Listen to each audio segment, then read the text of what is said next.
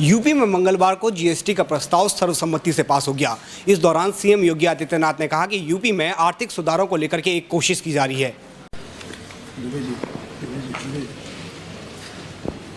देश की आज़ादी के बाद अप्रत्यक्ष करों की बहुलता और उसकी विसंगति सदियों से इस देश के अंदर चिंता का विषय रही है। न केवल व्यापारी और उपभोक्ता इससे परेशान रहा है, तो शासन के पास, चाहे वह केंद्र सरकार रही हो या प्रदेश सरकार, इन सब के पास अप्रत्यक्ष करों से राजस्व का जो हिस्सा आना चाहिए था वह न आ पाने की भी एक चिंता हमेशा से बनी रही है। और इस दृश्य को ध्यान में रख करके सन 2003 में केंद्र सरकार ने वस्तु और सेवाओं पर लग रहे जो विभिन्न प्रकार के कर हैं उनमें एक समरूपता लाने के लिए केलकर समिति का गठन किया था। केलकर समिति ने अपनी रिपोर्ट देने के उपरांत यह तय हुआ था कि विभिन्न प्रकार के जो अप्रत्यक्ष कर हैं उनमें एक समरूपता आ सके, इसके बारे में समग्रता से विचार किए जाने की आवश्यकता है। हमें प्रसन्नता है कि मई 2014 में देश के अंदर आदरणीय श्री नरेंद्र मोदी जी के नेतृत्व में भारतीय जनता पार्टी की सरकार बनने के बाद व्यापक आर्थिक सुधारों को ध्यान में रख करके अप्रत्यक्ष करों में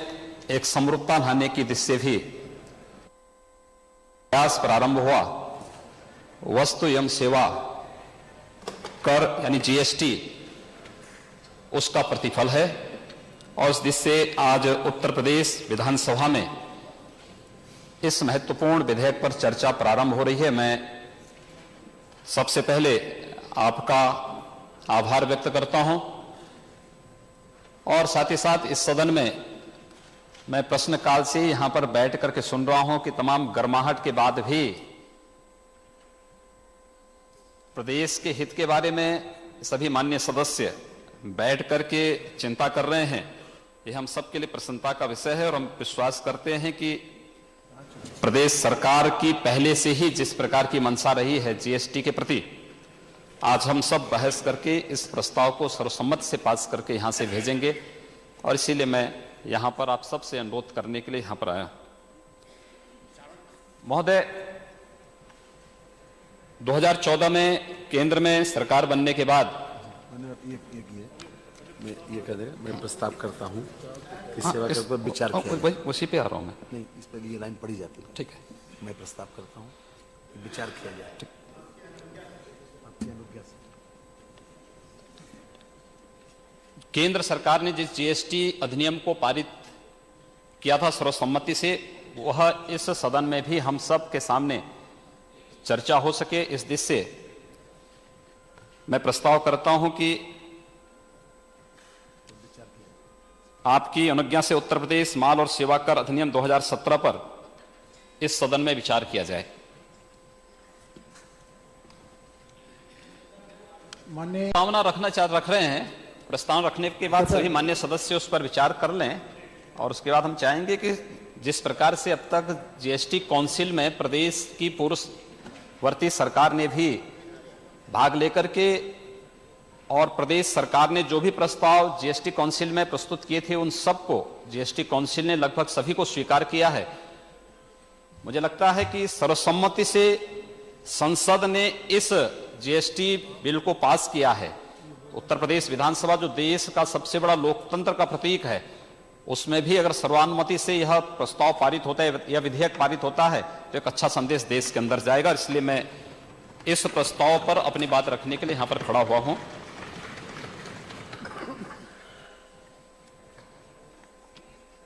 महोदय, यह देश के अंदर आर्थिक सुधार का एक बहुत महत्वपूर्ण आधार है और इस दिशा से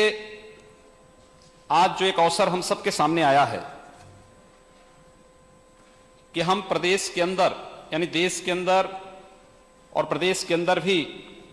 जो विभिन्न प्रकार के कर हैं अब तक, अगर हम उन सबको देखेंगे तो चाहे वह व्यापारी होगा चाहे वो उपभोक्ता है, ये दोनों तो परेशान हैं ही। व्यापारी अनेक प्रकार के करों के लिए अलग अलग उसको अकाउंट बनाने पड़ते हैं। इंस्पेक्टर राज से त्रस्त रहता है तो उपभोक्ता महंगाई से परेशान रहता है। एक अत्यंत क्रांतिकारी कदम है जिसे हम जीएसटी के रूप में जान सकते हैं और उसी रूप में केंद्र के जो कर अब तक थे, इसमें सेंट्रल एक्साइज ड्यूटी थी, उत्पाद शुल्क दवाई और प्रसाधनों पर, अतिरिक्त उत्पाद शुल्क विशेष महत्व की वस्तुओं पर, अतिरिक्त उत्पाद शुल्क कपड़ा और कपड़े की वस्तुओं पर, अतिरिक्त सीमा शुल्क आमतौर पर सीबीडी के रूप में जो जाना जाता है, अतिरिक्त विशेष सीमा शुल्क, सेवा कर,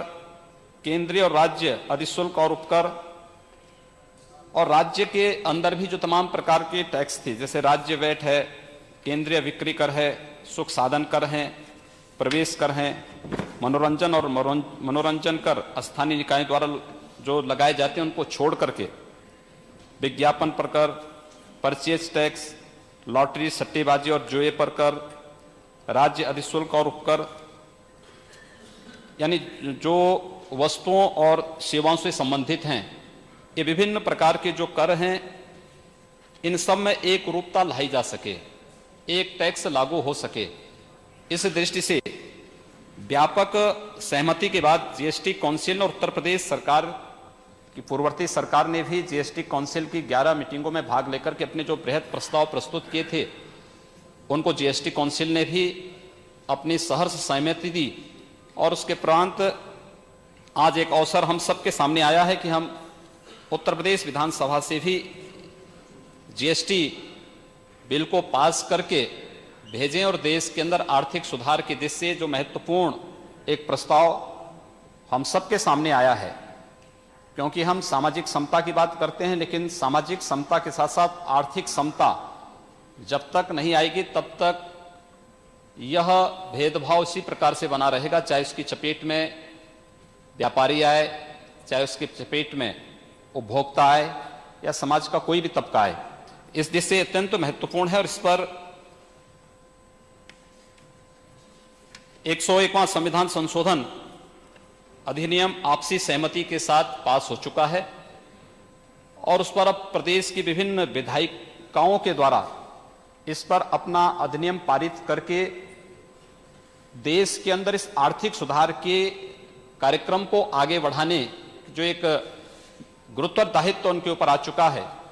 इस दृष्टि से आज हम उत्तर प्रदेश विधानसभा में भी इस प्रस्ताव को लेकर के आए हैं। महोदय, कर प्रणाली की एक रूपता को बनाए रखने के लिए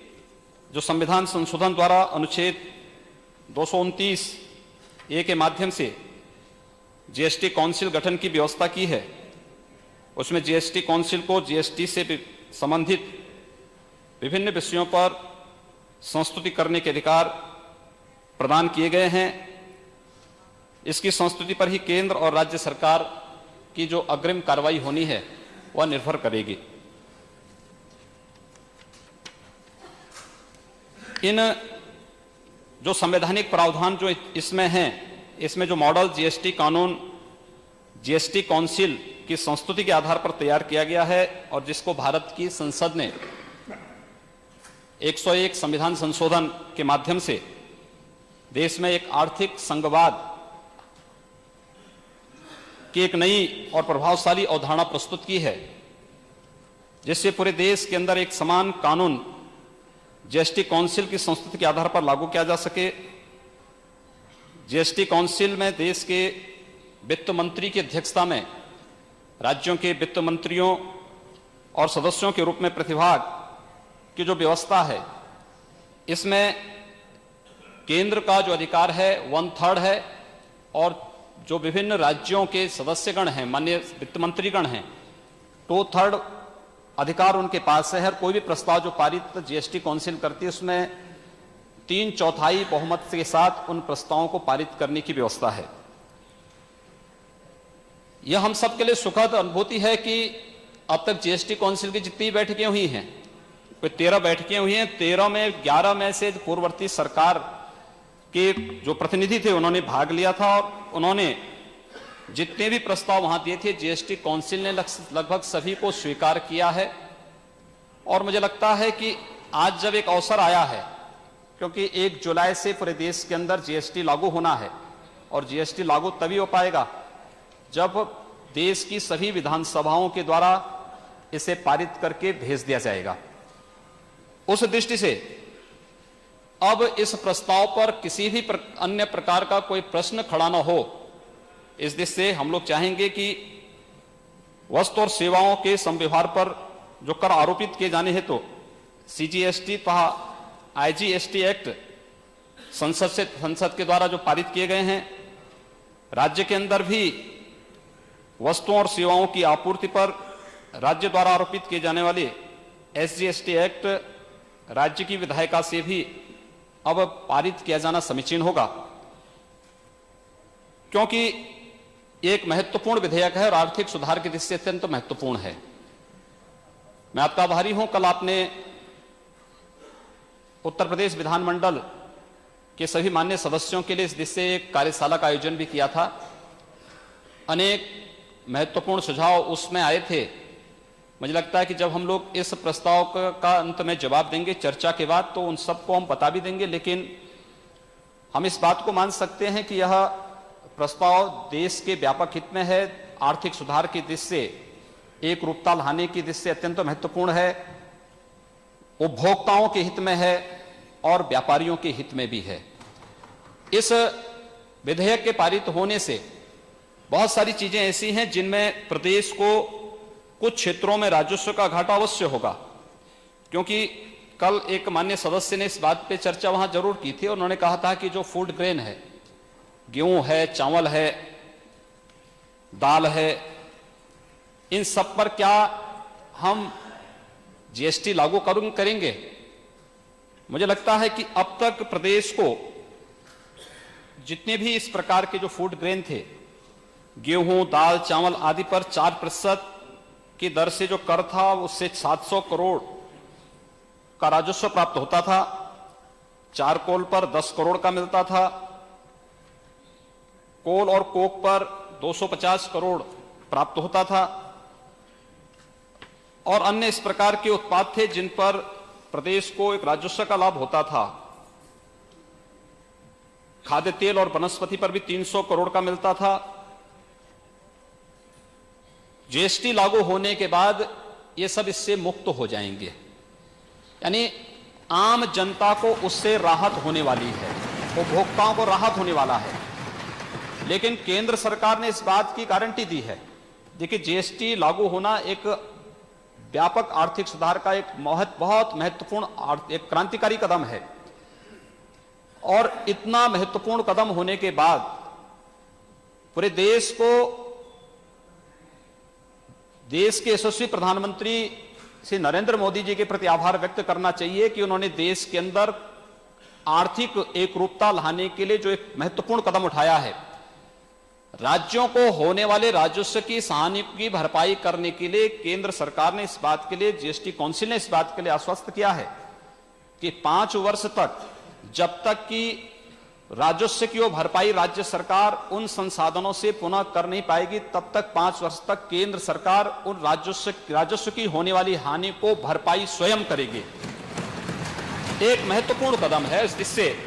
हम लोग चाहेंगे कि उत्तर प्रदेश के अंदर एक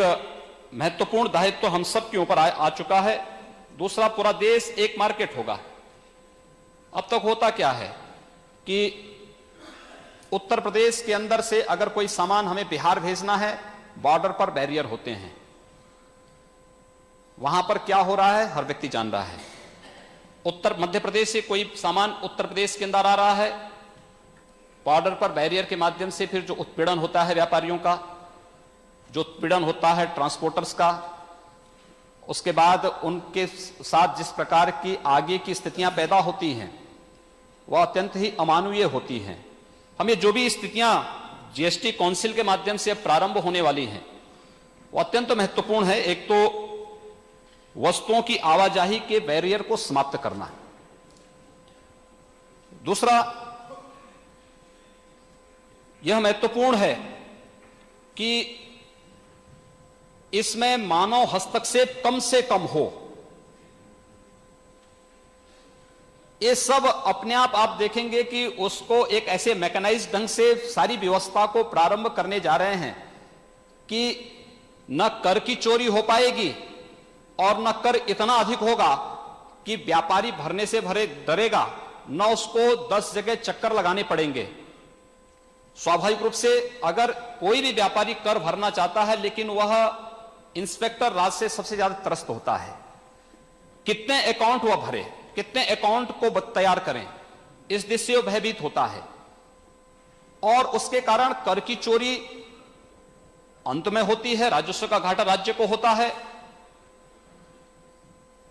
व्यापारी हमेशा भयभीत होता है कि मैं टैक्स नहीं भर पा रहा हूं,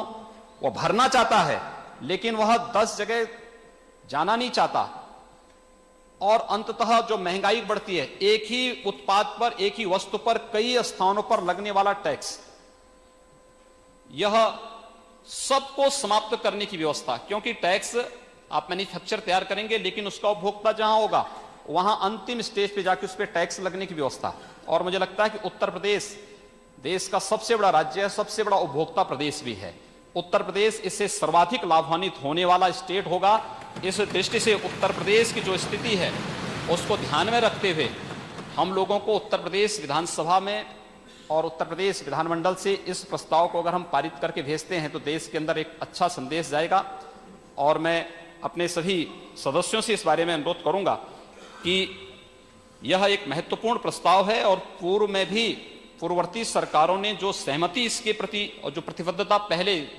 व्यक्त की है, समय आ गया है कि जब हम इस प्रस्ताव के माध्यम से इस जीएसटी के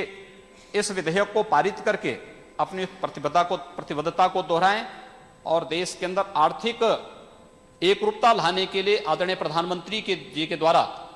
जो जीएसटी कानून देश के अंदर लागू करने की व्यवस्था और 1 जुलाई से प्रारंभ पूरे देश के अंदर लागू होना है, इसमें उत्तर प्रदेश सरकार भी उस एकरूपता के साथ अपने आप को दिखा सके। इस दिशा से मैं पूरे सदन से अनुरोध करूंगा कि वह इस प्रस्ताव पर विचार करें और इसको पारित करने में अपना सहयोग देने की कृपा करें। धन्यवाद। माननीय राम गोविंद।